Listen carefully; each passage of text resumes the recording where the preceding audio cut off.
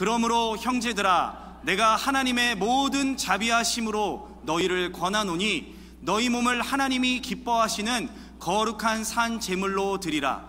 이는 너희가 드릴 영적 예배니라.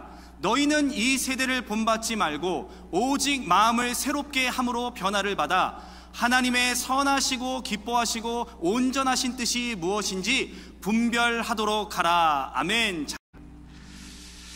거룩한 주일 예배 자리에 사모하여 나오신 모든 우리 성도님들 축복하고 환영하고 또한 사랑합니다.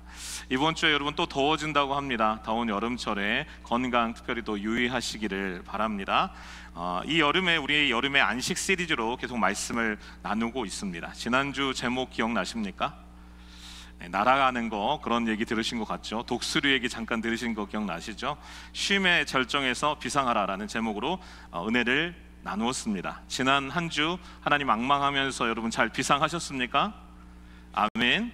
네, 오늘은 여름의 안식 6번째 시간으로 쉼의 끝, 삶의 예배 시작이라는 제목으로 하나님 말씀 증거하도록 하겠습니다. 말씀 제목으로 한번 인사하겠습니다. 삶의 예배를 시작합시다. 아멘. 여러분 연극이나 뮤지컬 보신 적이 있으십니까? 여러분 막이 이렇게 쭉 내려오는 거 기억나십니까? 그런데 그것이 공연의 끝이라고 생각할 때가 있지요. 그런데 사실 배우들은 잠시의 휴식을 취하고 나서 보이지 않는 곳에서 새로운 공연을 또 준비를 합니다. 이것이 다음 장을 위한 조용하지만 그러나 반드시 필요한 휴식의 지점이고 전환점이고 준비의 시간이 되는 것이죠. 우리의 영적 여동도 마찬가지입니다. 우리가 지난 시간 계속 누릴 수 있는 하나님의 안식에 대해서, 하나님 안에서 누릴 수 있는 평안과 쉼에 대해서 계속 이야기를 나누었습니다. 너무 중요합니다. 하나님 안에서 참된 안식을 꼭 누리시게 되기를 바랍니다. 그런데 그 자체가 여러분 완성은 아니에요. 오히려 그 안식과 쉼은 우리 인생의 무대에서 한 막을 내리고 또 다른 새로운 막을 시작하는 시작점이 된다라는 것입니다.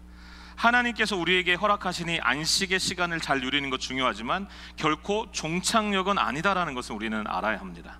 하나님의 위대한 역사와 이야기 속으로 다시 한번 초대하시는 이 은혜의 시작점을 우리는 찾아야 됩니다. 오늘 본문은 바로 그 전환점, 시작점을 우리 가운데 말씀하고 계십니다. 사도 바울은 로마서를 기록하면서 1장에서 11장까지 하나님께서 어떤 은혜로 우리를 구원해 주셨는가, 얼마나 우리가 죄인이며 율법 앞에서 얼마나 무력한 존재인가, 그럼에도 예수 그리스도의 십자가의 은혜로 칭함을 받은 의인으로서 하나님은 포기하지 않으시고 지금도 여전히 잃어버린 영혼들을 찾고 계신다라는 사실을 로마서 1장에서 11장을 통해서 말씀했습니다.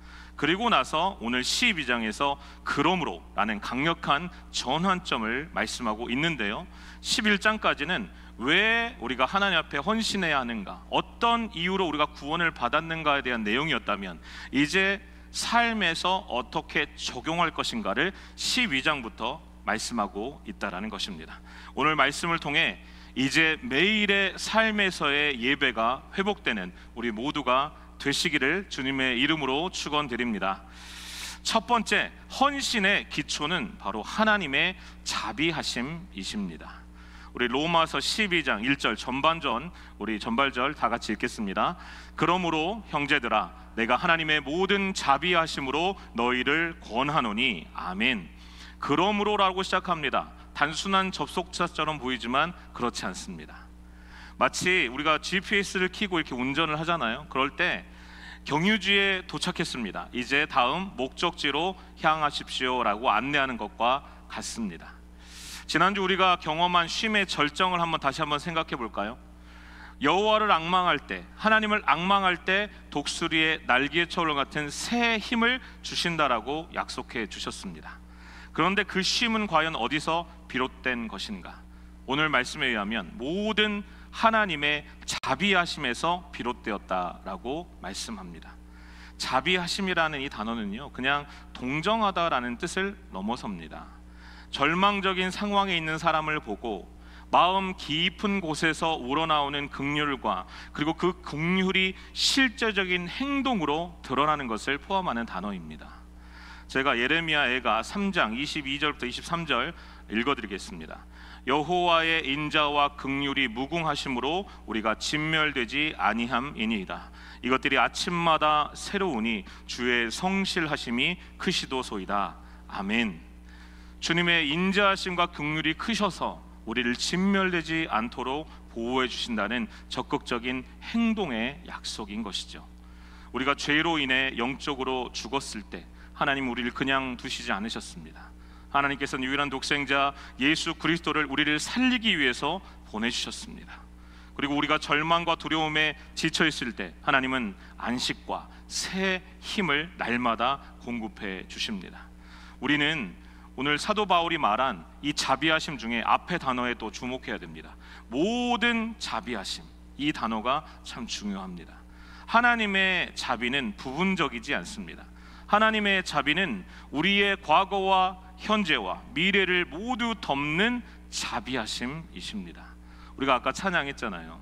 지금까지 인도해 주신 에베네셀 하나님, 그리고 우리와 함께 현재 이곳에 우리와 함께 하시는 임마누엘 하나님, 그리고 우리의 미래에 인도해 주시고 여전히 함께 하실 여호와 이레의 하나님, 이 하나님의 자비하심은 모든 우리의 과거와 현재와 미래를 덮어주시는 자비하심임을 믿으시기 바랍니다. 그런데 여기서 놀라운 것은 이 압도하신 자비하심을 근거로 우리에게 권한다라고 이렇게 권면합니다. 표현합니다. 이 단어는 곁에서 부른다, 위로한다, 격려한다 라는 이런 의미가 담겨 있습니다. 팀 켈러 목사님이 이렇게 말합니다. 복음은 순종하면 받아주신다가 아니라 이미 받아주셨으니 순종한다라고 말합니다. 나같이 부족한 자를 자비하심으로 받아주신 하나님의 사랑 앞에, 그 사랑의 아버지 앞에 우리는 순종하는 것입니다. 여러분, 사랑하는 사람을 위해서 헌신하고 애쓰고 힘써 보신 적이 있으십니까? 자녀들을 향해서 헌신하고 애쓰고 힘써 보신 적이 있으십니까? 그런 것처럼 하나님의 자비를 경험한 우리는 당연히 자연스럽게 우리 자신을 드리고 싶어하는 게 정상적인 마음이라는 것이죠. 여러분, 특별히 한번 생각해 보세요. 미국에 오셔서 여러분 감사 제목이 많으십니까? 아니면 예전에 우리가 떠나온 조국을 생각하면서, 한국을 생각하면서 그때가 좋았는데 이런 마음이 더 많으십니까? 자유롭게 신앙생활할 수 있고 예배를 드릴 수 있는 이런 귀한 하나님께서 장소를 허락해 주셔서 얼마나 감사한지 모릅니다.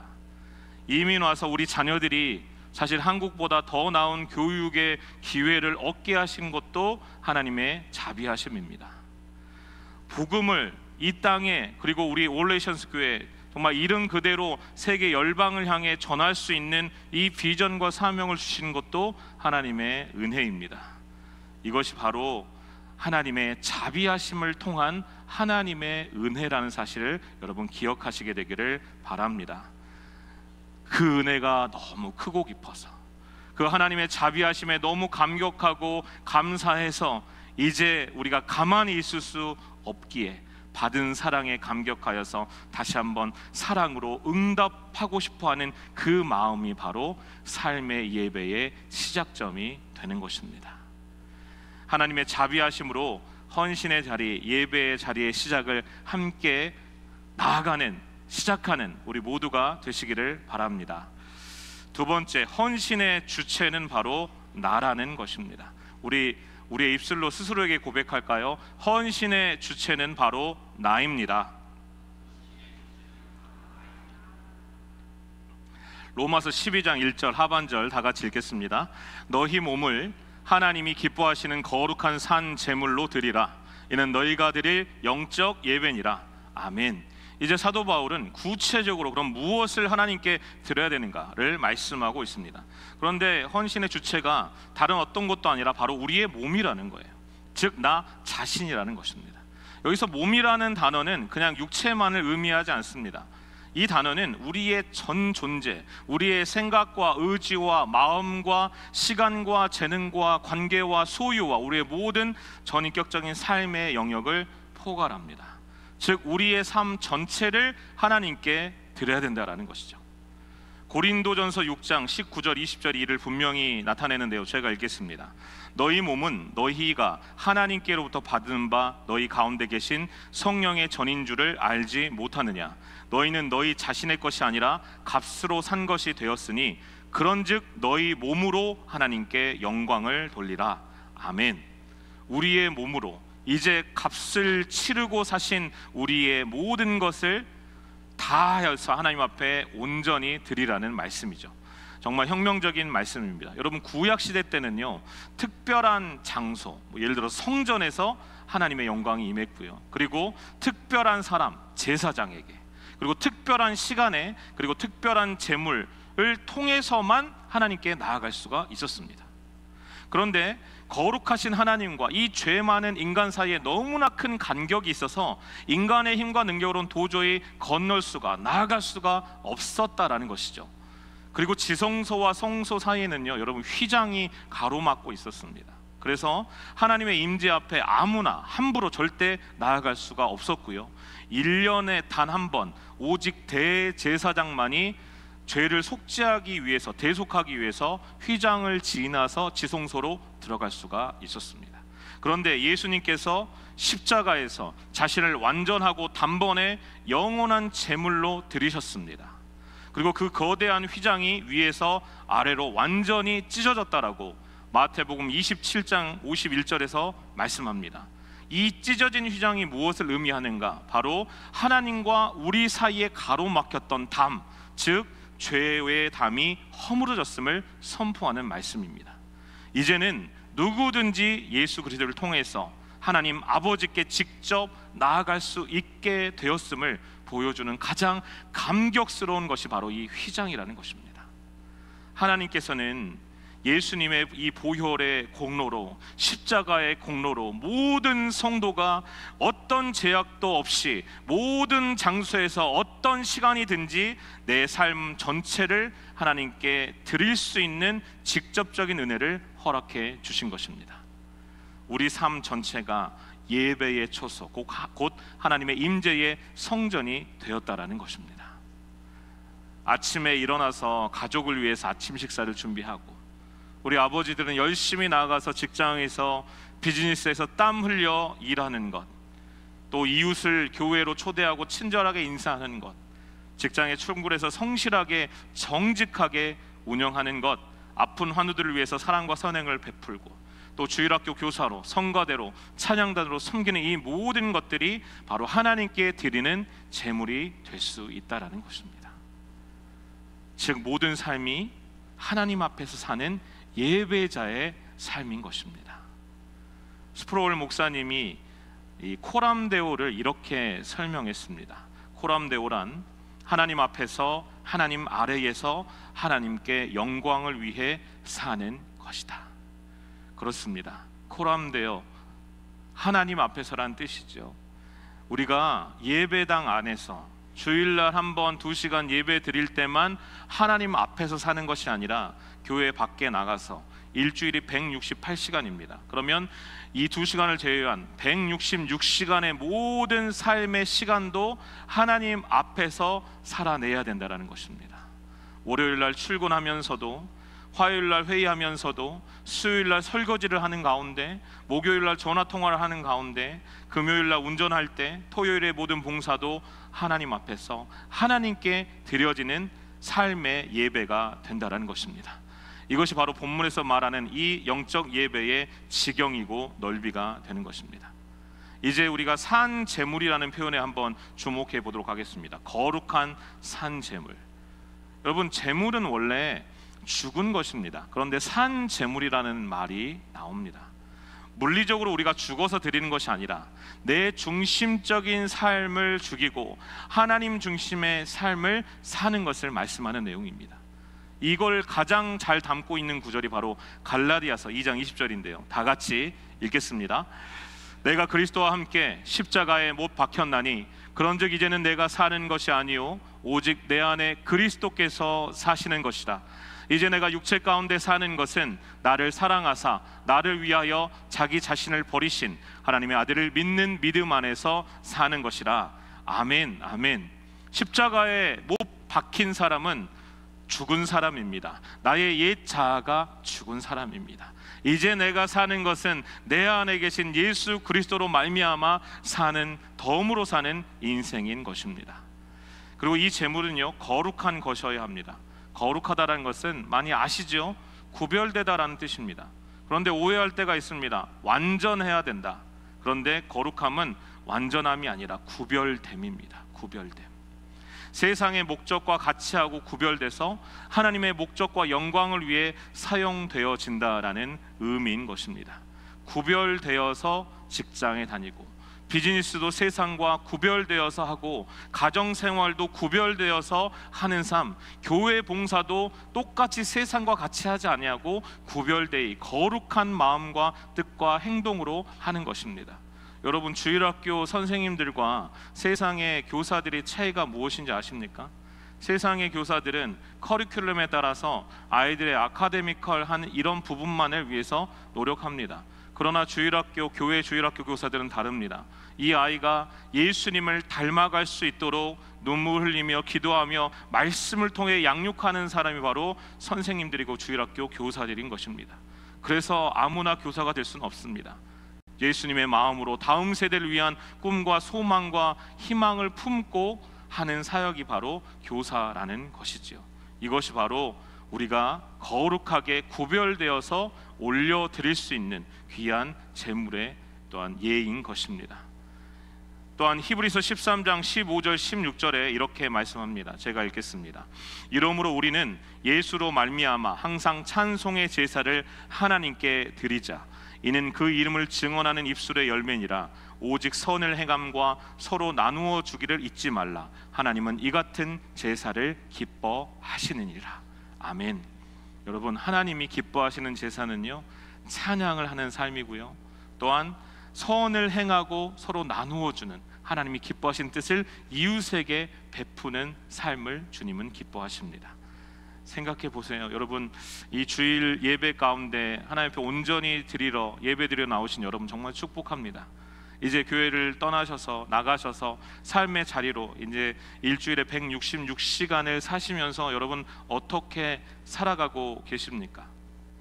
사도 바울은 이 2시간뿐만 아니라 166시간, 일주일에 168시간 전체가 하나님께 드리는 예배가 될 수 있다라고 말합니다.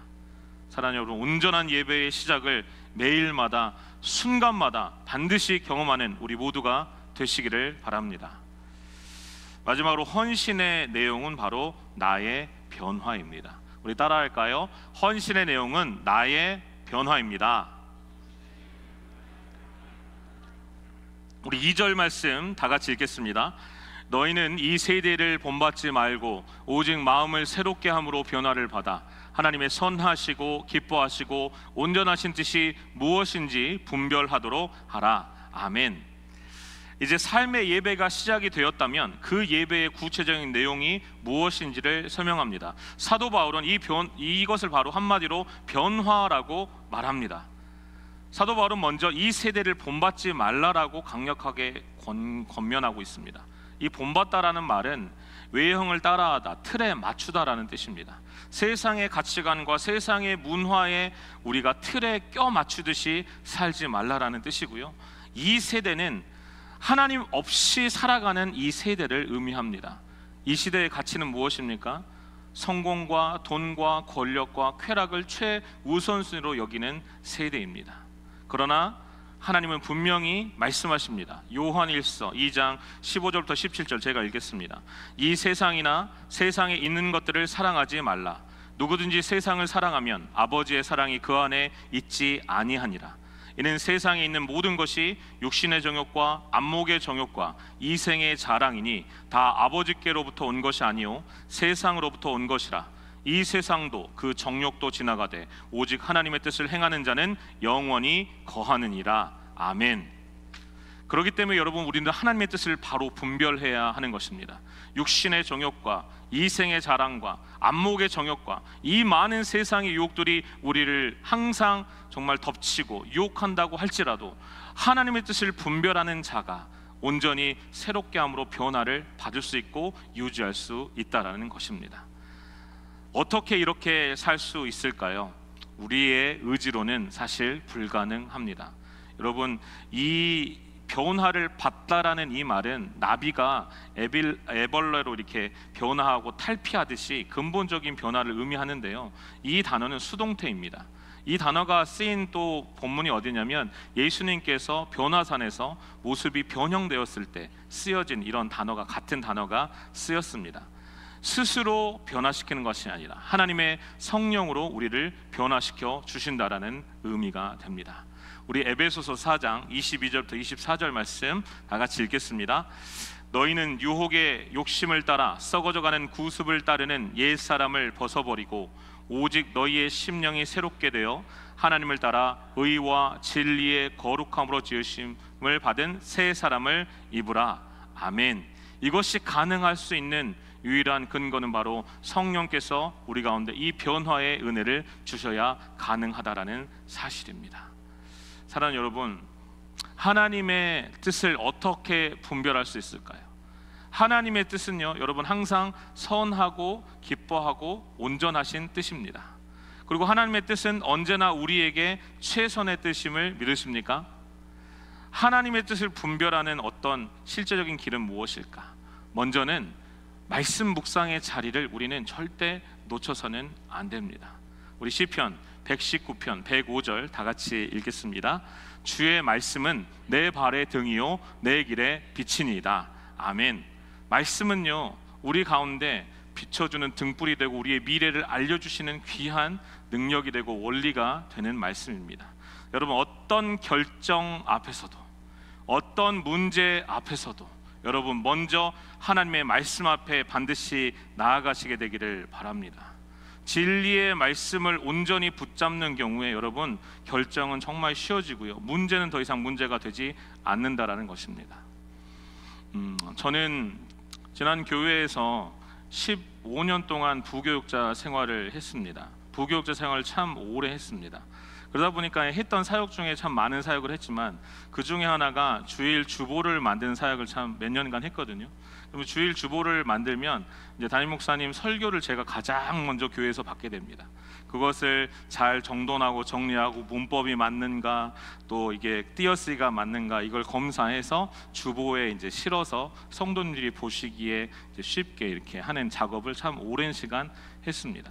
그런데 여러분도 그러시겠지만 이제 교육자가 말씀을 먼저 다 알고 어떤 말씀을 전할지도 알고 내용도 다 알면 은혜 받기가 참 힘들다라는 거예요. 그래서 일부 예배 때 나오면서 하나님 앞에 처음에 기도했습니다. 이 사역을 맡고 나서 하나님, 어떻게 하면 은혜를 정말 받을 수 있습니까? 어떻게 하면 이 말씀으로 하나님 도전하시는 하나님의 은혜, 이 예배 놓치면 안 되는데 어떻게 해야 됩니까? 저는 예배를 주일날 부교육자로 3번을 드렸습니다. 1부 예배, 3부 예배, 4부 예배를 드렸습니다. 매번 똑같은 말씀이 전해지잖아요. 그 가운데 은혜가 돼야 되잖아요. 하나님의 말씀하심을 내가 적용해야 되잖아요. 그래서 하나님 앞에 하나님 은혜 주세요 이렇게 기도를 하고 나서 1부 예배 때 가장 먼저 드려진 예배 때 하나님께서 지혜를 주셔서 이제 모든 말씀을 다 이제 컴퓨터에 이렇게 세팅을 먼저 합니다. 그래서 하나님 은혜 주세요 하고 이제 목사님 말씀하시는 모든 내용들을 거기에서 본문에서 또 다른 내용들을 다 적었습니다. 1부 때는 적었습니다. 2부 때는 그 말씀이 나에게 적용되는 포인트가 무엇인지 색깔을 다르게 해서 또 한 번 적었습니다. 3부 때는 그 말씀을 내가 어떻게 또 다음의 말씀으로 적용해 볼 수 있을까를 생각하면서 또 다른 색깔로 적었습니다. 이런 은혜를 주셔서 나중에는 목사님의 어떤 말씀도 은혜가 되더라고요.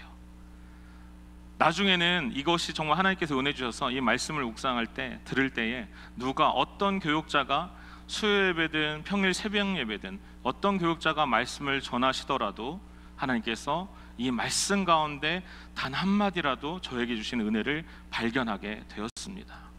여러분, 이 삶을 사는 것, 이렇게 간절한 몸부림치면서 하나님의 말씀의 은혜를 달라라고 기도하면서 사니까 하나님께서 저의 가는 길을 온전히 인도해 주시고 비춰주심을 경험하게 되었습니다. 사랑하는 여러분, 저는 예배 전에 여러분을 위해서 기도합니다. 이 예배에 오신 모든 우리 성도님들, 정말 한 명도 마당만 밟고 돌아가는 사람 없이 은혜의 보좌 앞에 담대히 나가서 하나님의 은혜의 말씀을 꼭 붙잡고 승리하고 회복하는 은혜를 달라고, 아침마다, 주일 아침마다 우리 교육자들이 저기 뒤에 모여서 함께 기도하고 시작합니다. 여러분, 이런 귀한 자리에 오신 여러분, 이 예배 자리에서 또한 여러분의 삶의 모든 자리에서 말씀을 통해 인도하시는 하나님의 은혜와 능력을 반드시 경험하게 되시기를 우리 주님의 이름으로 축원드립니다. 두 번째는 기도 중에 성령님의 인도하심을 구해야 하는 것입니다. 요한복음 16장 13절 다 같이 읽겠습니다. 진리의 성령이 오시면 그가 너희를 모든 진리 가운데로 인도하시리니 그가 스스로 말하지 않고 오직 들은 것을 말하며 장래일을 너희에게 알리시리라. 아멘. 성령님은 우리 가운데 보혜사, 위로자, 카운슬러가 되십니다. 그런데 그 다음 우리의 인도자가 또한 되어 주십니다. 여러분, 하나님 앞에 반드시 기도하실 때 물어보셔야 됩니다. 주님, 내 삶을 통해 무엇을 원하십니까? 내가 주님을 위해 어떠한 삶을, 어떠한 행동을, 어떠한 말을 하기를 원하십니까? 그리고 여러분 꼭 기다리시고요. 그리고 하나님께서 응답을 주셨다면 여러분 지체하지 마시고 즉시 순종하는 은혜가 있게 되시기를 바랍니다. 세 번째는 믿음의 공동체와 상의하십시오. 잠언 11장 14절 말씀 다 같이 읽겠습니다. 지략이 없으면 백성이 망하여도 지략이 많으면 평안을 누리느니라. 아멘. 성령 하나님께서는 개인에게도 이렇게 말씀을 통해 역사해 주시지만 교회 공동체를 통해서 지혜를 주시고 확인시켜 주십니다. 여러분의 삶을 오랫동안 보아왔고 기도해 주셨던 멘토가 있으십니까? 신실한 동역자가 있으십니까? 그분이 기도하는 분이라면 그분들의 말씀에도, 그 말에도 귀를 기울여야 하는 것입니다. 물어보십시오. 그리고 그런 격려와 위로와 권면 속에서 하나님의 뜻이 무엇입니까를 꼭 발견할 수 있게 되기를 바랍니다. 우리 셀이, 우리 교회가, 우리 공동체가 이런 말씀으로 권면하며 사랑으로 섬겨주는 이런 귀한 공동체가 되기를 바랍니다. 네 번째는요, 상황과 환경을 통해 그리고 하나님의 섭리를 또한 우리는 알 수 있다라는 것입니다. 하나님은요, 환경을 통해서도 역사해 주십니다. 그래서 말씀과 기도와 공동체의 조언과 함께 종합 판단을 해야 됩니다. 어쩔 때는 가다 보면 문이 닫힐 때도 있습니다. 어쩔 때 보면 길이 열릴 때도 있습니다.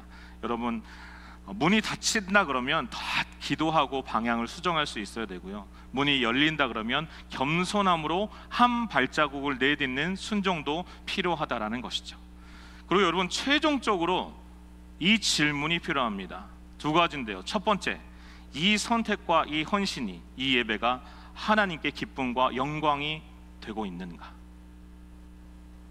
두 번째, 이 선택과 헌신과 예배가 이웃에게 선을 이루고 있는가?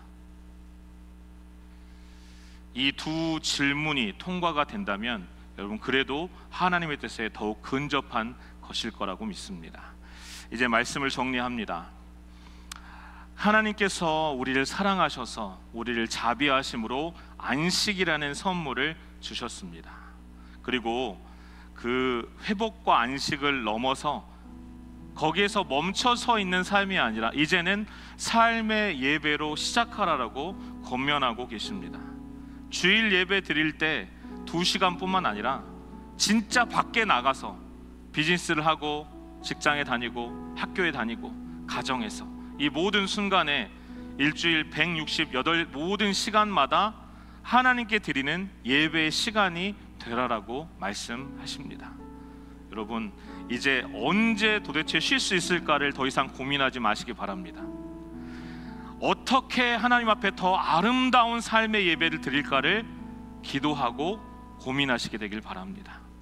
우리의 삶 전체가 하나님께 드려지는 향기로운 제사가 되는 것, 이것이 우리가 걸어가야 할 새 길인 것입니다. 여러분, 반드시 쉼과 안식의 은혜를 꼭 누리셨으면 좋겠고요. 더 나아가서 삶의 예배자가 되어서 하나님의 영광을 드러내고 이웃들을 주님께 인도하는 우리 모든 사랑하는 성도님들 다 되시기를 우리 주님의 이름으로 축원드립니다. 우리 12장 1절 말씀 로마서 다 같이 읽고 함께 찬양하고 기도하도록 하겠습니다. 큰 목소리로 읽겠습니다. 그러므로 형제들아, 내가 하나님의 모든 자비하심으로 너희를 권하노니 너희 몸을 하나님이 기뻐하시는 거룩한 산 제물로 드리라. 이는 너희가 드릴 영적 예배니라. 아멘. 함께 찬양할 때 부르신 곳에서 주님, 나는 주님만을 예배하겠습니다. 결단하는 마음으로 함께 찬양하도록 하겠습니다. 따스한 성령님, 따스한 성령님, 마음으로 보내, 마음으로 보내, 내 몸을 감싸며 주어지는 평안함, 만족함을 부르신 곳에서, 부르신 곳에서 나는 예배하네. 어떤 상황에도 나는 예배하네. 부르신 곳에서 나는 예배하네.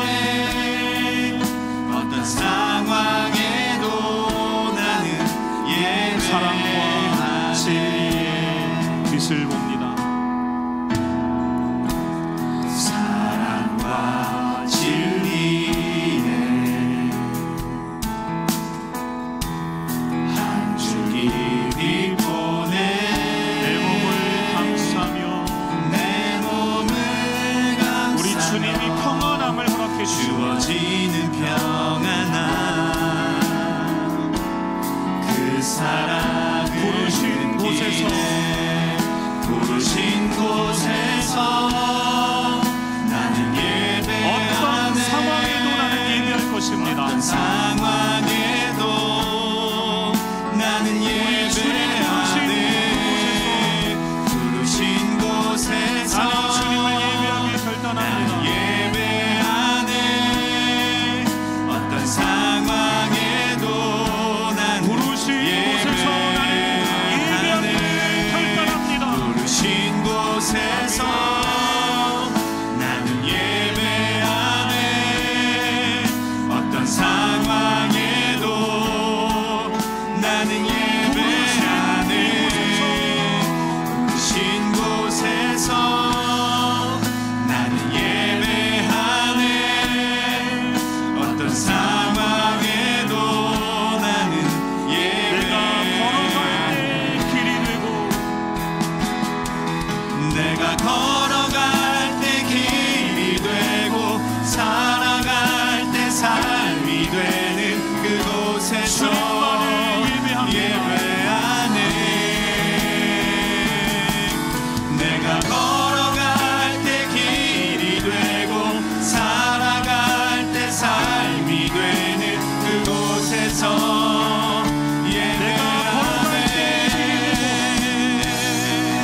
내가 걸어갈 때 길이 되고 살아갈 때 삶이 되는 그곳에서 예배하네. 내가 걸어갈 때 길이 되고 살아갈 때 삶이 되는 그곳에서 예배하네.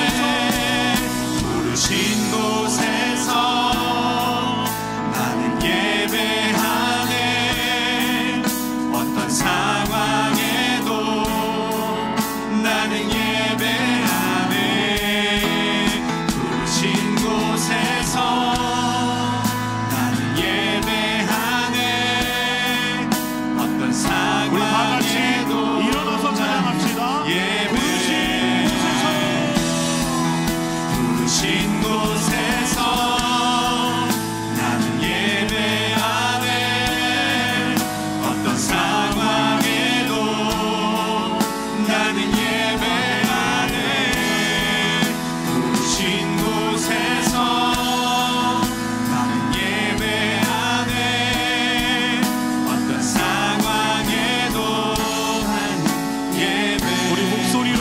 합시다. 부르신 곳에서, 부르신 곳에서 나는 예배하네. 어떤 상황에도 나는 예배하네. 부르신 곳에서 나는 예배하네. 어떤 상황에도 나는 예배하네. 아멘. 이제 우리 말씀 붙잡고 기도